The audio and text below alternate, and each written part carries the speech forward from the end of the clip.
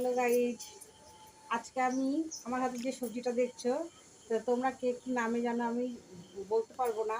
কমেন্টে জানিও কে কী নামে চেনো এটা। আমি এটাকে চিনি শ্যাপলা বলি, আর ঢ্যাপ আমরা শ্যাপলা ঢ্যাপ নামেই চিনি। তো এই রেসিপিটা রান্না করব। তো দেখো কীভাবে রান্না করি। খুবই অল্প কিছু উপকরণ দিয়ে আমি রান্না করব। এটা এরকম করে ছুলে দিতে হয়। জাস্ট আমি একটা দেখাচ্ছি, এটা এরকম করে ছুলতে হয়, ঠিক আছে। একটু কালকে এনেছে তো একটু নেতিয়ে গেছে, বুঝেছো। এইভাবে ছুলে নেব আমি। তা চলো রেসিপিটা রান্নাঘরে যাই। ভালো করে আমি লবণ দিয়ে এটা চটকে নিচ্ছি। এর মধ্যে আলু দিয়ে বের করে দিয়েছি পুরো। আমি দিচ্ছি কালো জিরে, পেঁয়াজ লাগা। খুবই অল্প কিছু উপকরণ দিয়ে আমি এই রেসিপিটা করবো। দিলাম নুন, হলুদ, জিরের গুঁড়ো দিলাম।